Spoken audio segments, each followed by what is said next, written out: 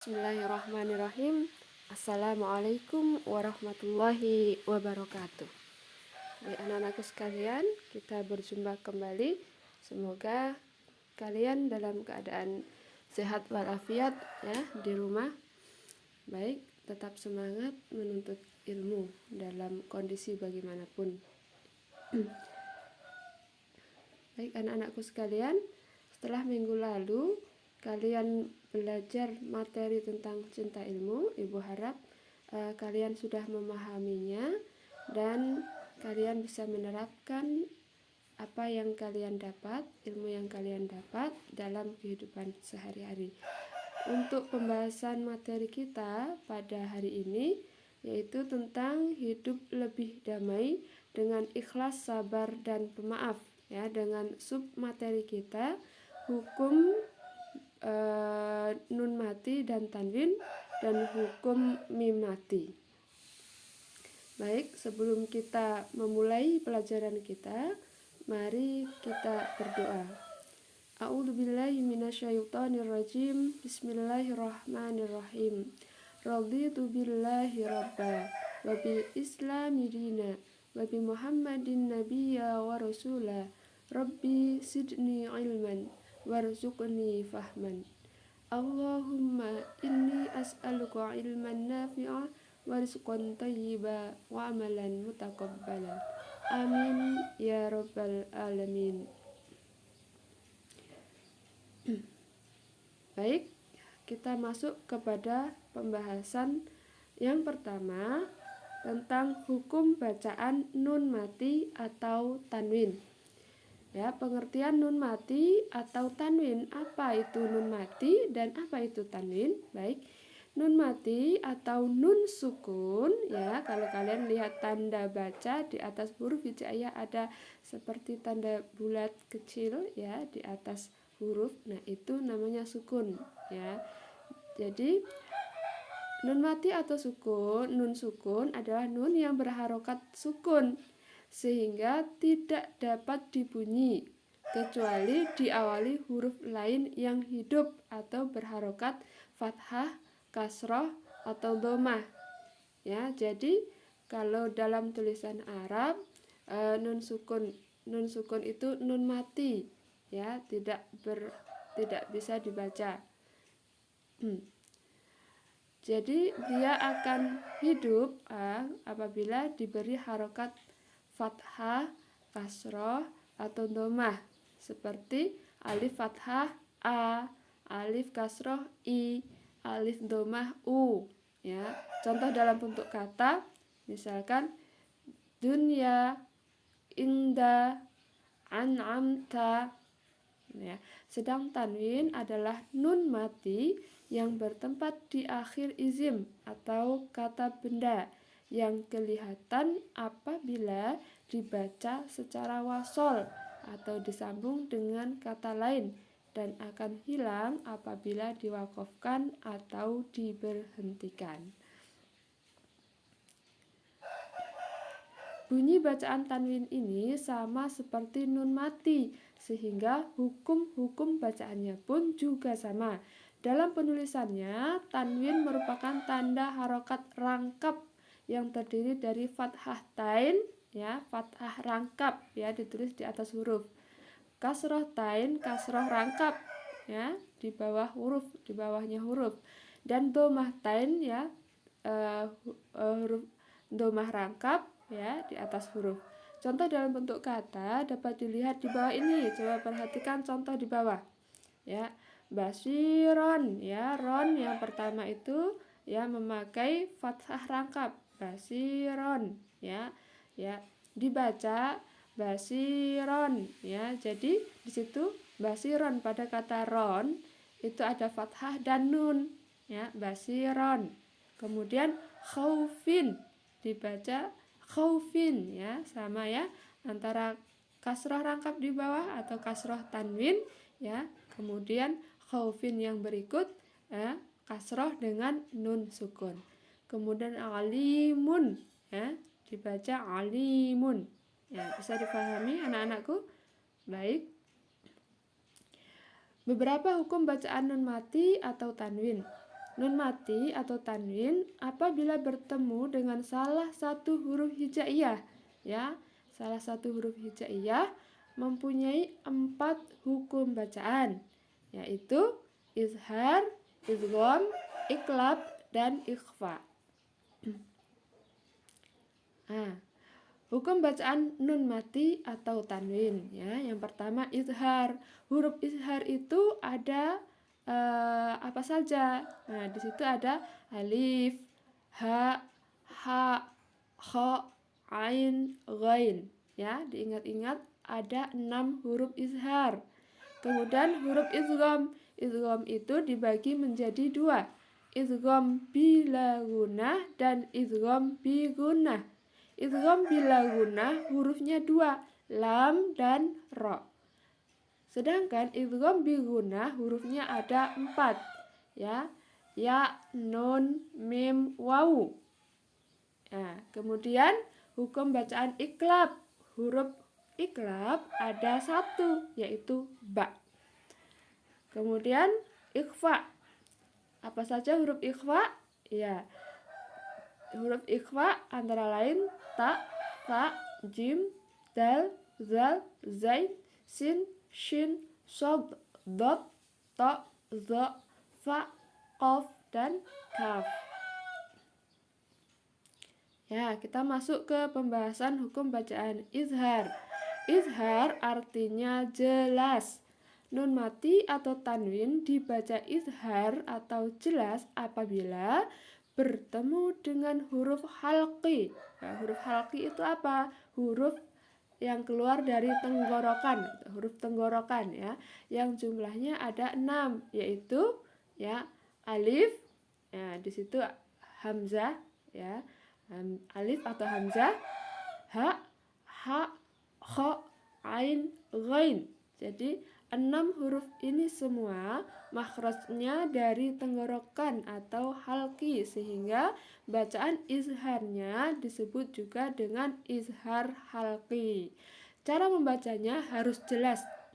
Bacaan nun mati atau tanwinnya tidak boleh terpengaruh oleh huruf sesudahnya. Contoh bacaan izhar halqi dalam kalimat dapat dilihat pada tabel berikut. Ya, perhatikan tabel nomor 1. Ya, tertulis yan auna, ya, bacanya jelas yan auna, huruf nunnya jelas yan auna, ya. Di situ ada huruf nun sukun bertemu dengan huruf hamzah. Contoh kedua, kullun amana, dibaca kullun amana. Nah, di situ domah tanwinnya, ya, tanwinnya dan itu berupa domah tanwin di atas huruf lam, ya, dibaca jelas, ya. Tanwin bertemu dengan huruf hamzah, ya. Hamzah itu alif, Ibu, ya. Alif itu adalah pengganti hamzah di situ, ya. Kullun amana, ya. Kemudian contoh yang ketiga, yan hauna, dibaca yan hauna, nun mati bertemu dengan huruf ha. Jadi jelas, ya, baca nunnya dibaca jelas.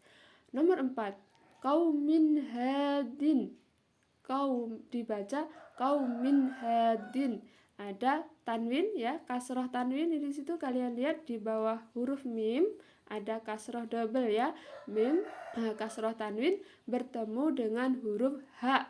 Jadi huruf sesudahnya adalah huruf ha. Jadi dibaca jelas atau izhar qaumin, ya. Kasroh tanwinnya dibaca jelas qaumin hadin.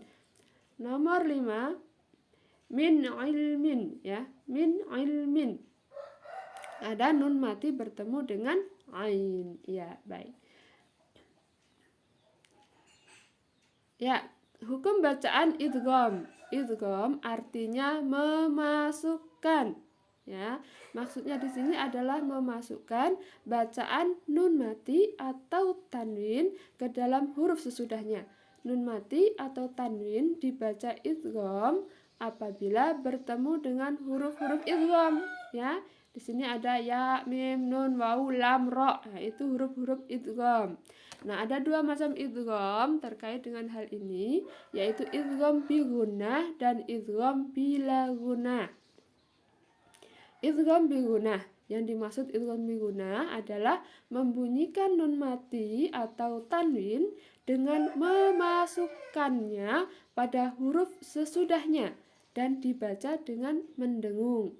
Idgham bi gunnah terjadi bila nun mati atau tanwin bertemu dengan huruf-huruf ya, mim, nun, wawu. Ya, itu huruf-hurufnya ya, mim, nun, dan wawu. Atau biasa disingkat dengan yanmu.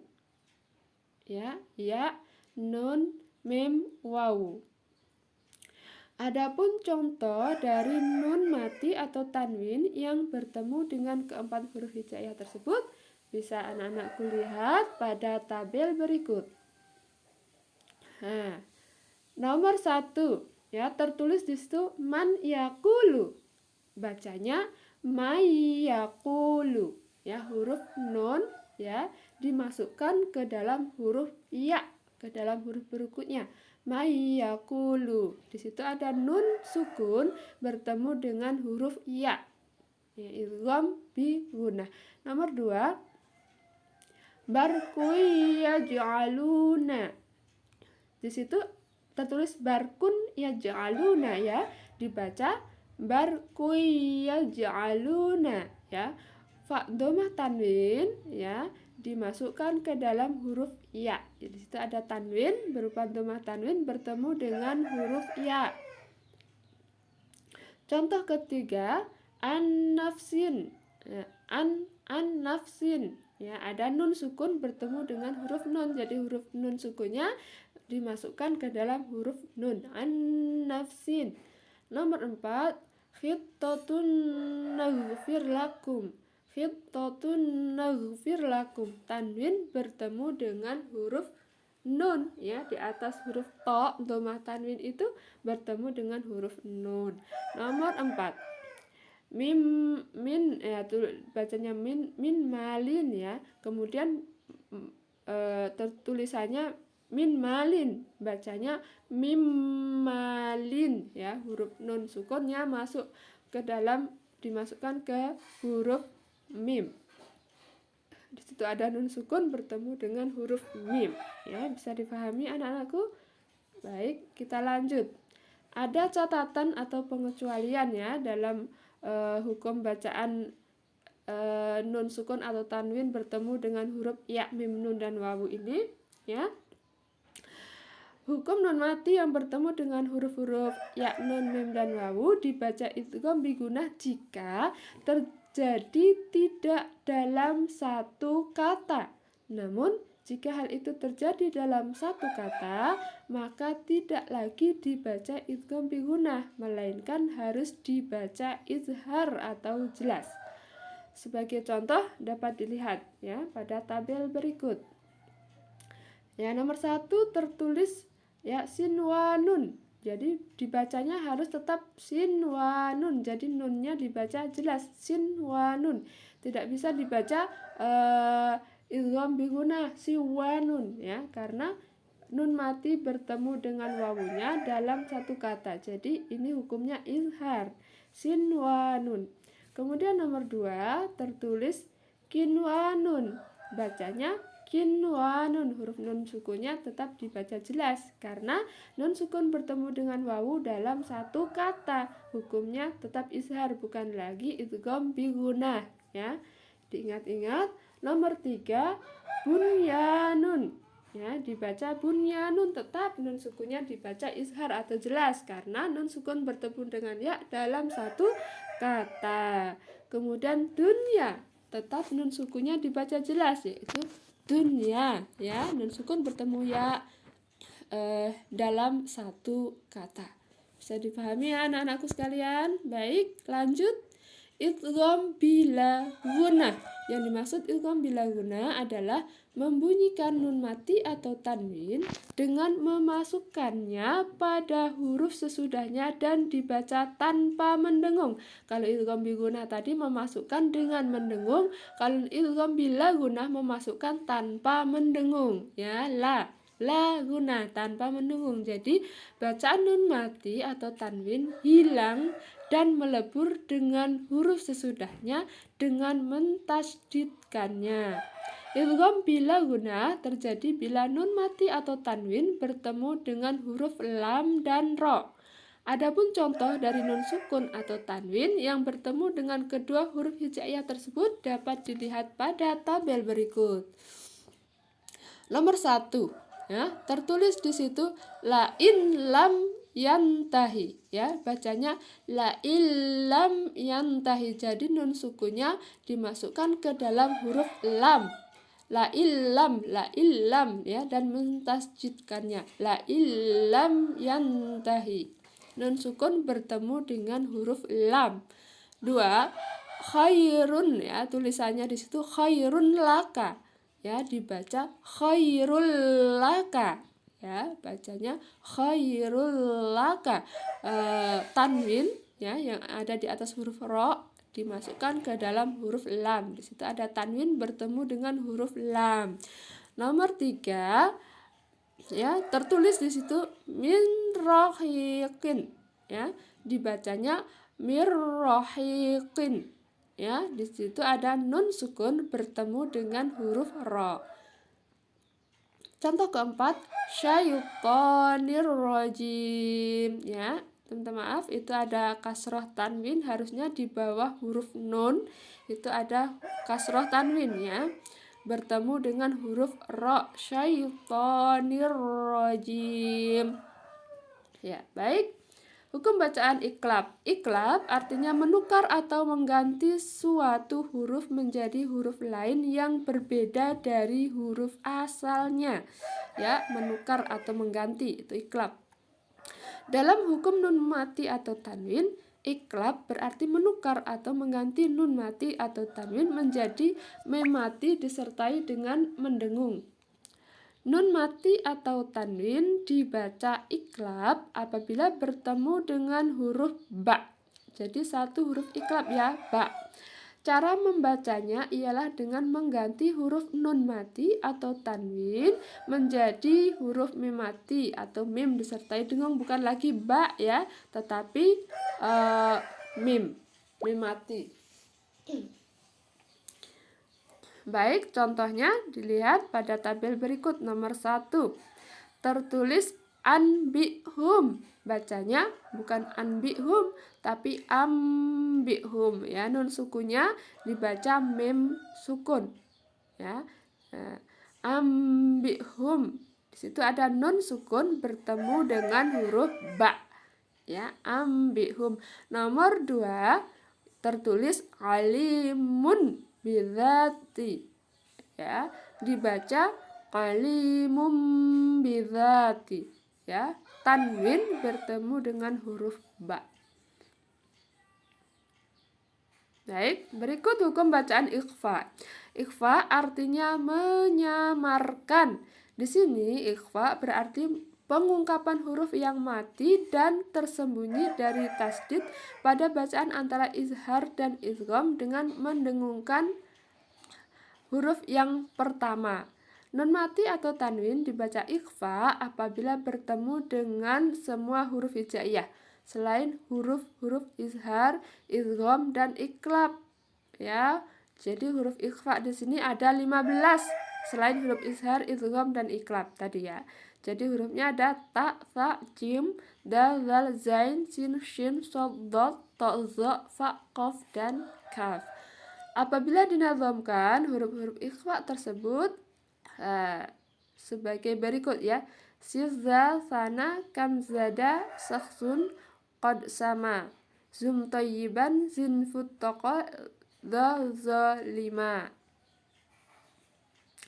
Cara membacanya adalah suara nun mati atau tanwin masih tetap terdengar tetapi samar-samar antara izhar dan idgham dan terus bersambung dengan makhraj huruf sesudahnya sehingga kedengarannya seperti eng, ya, jika bertemu qaf dan kaf, dan ada kala seperti eng atau eng jika bertemu huruf tha, dzal, zain, sin, shin, za dan fa, dan ada kalanya seperti ny, ya, ny jika bertemu huruf jim, dan ada kalanya tetap berbunyi nun jika bertemu dengan huruf ta, dal, zo, dan to. Ya, contoh kita lihat tabel berikut. Nomor 1. Ungsurna. Ungsurna, ya, dan nun sukun bertemu dengan huruf shad. Rijalun sodaku, ya, rijalun sodaku, ada domah tanwin atau tanwin, ya, di situ berupa domah tanwin bertemu dengan huruf shad. Kemudian muzirun, yang muzirun ada nun mati, nun sukun bertemu dengan huruf za. Kemudian sawabang zalik ada tanwin bertemu dengan huruf zal. Mansyuran ada nun sukun bertemu dengan sa. Syihabun thaqib ada tanwin bertemu dengan huruf sa. In kuntum nun sukun bertemu dengan huruf kaf, ya. Berikut yang kedua, kita masuk pada hukum bacaan mim mati. Kalau yang pertama tadi hukum bacaan nun mati atau nun sukun dan tanwin. Sekarang hukum bacaan mim mati. Ada 3 macam hukum bacaan mim mati atau mim sukun apabila bertemu dengan huruf hijaiyah, ya, yaitu ikhfa syafawi, idgham mimi, dan izhar syafawi. Nah, berikut huruf-huruf ikhfa syafawi. Hurufnya 1, ba. Ya, apabila mim mati bertemu dengan huruf ba, hukum bacaannya ikhfa syafawi. Kemudian idgham mimi, apabila ada mim mati bertemu dengan huruf mim, jadi hurufnya hanya 1 mim. Kemudian izhar syafawi. Izhar syafawi itu hurufnya semua huruf hijaiyah selain mim dan ba. Ya, di situ ada alif, ta, tha, jim, ha, kha, dal, zal, ra, zain, sin, shin, shad, dad, ta, za, ain, ghain, fa, qaf, kaf, lam, nun, waw, dan ya. Selain huruf mim dan ba, ya, apabila ada mim sukun bertemu dengan huruf selain mim dan ba, hukum bacaannya izhar syafawi. Baik, kita bahas tentang ikhfa syafawi. Ikhfa artinya menyamarkan, sedangkan syafawi berasal dari syafatun, berarti bibir. Jadi ikhfa syafawi berarti menyamarkan bacaan di bibir. Ikhfa syafawi terjadi apabila mim mati bertemu dengan huruf ba. Cara membacanya dengan menyamarkan bacaan mim mati di bibir sambil didengungkan. Ya, contoh kita lihat. Nomor 1, dakhaltum bihinna, ya. Jadi bacanya dakhaltum bihinna, ya. Di situ ada mim mati bertemu dengan huruf ba. Contoh kedua, iqtasimu billahi ada mim mati di situ bertemu dengan huruf ba. Contoh ketiga, tarmihim bihijaratin, ya. Contoh keempat, wahum bil akhirah, ya, mim mati bertemu dengan huruf ba. Hukum bacaan apa tadi? Ikhfa syafawi. Baik.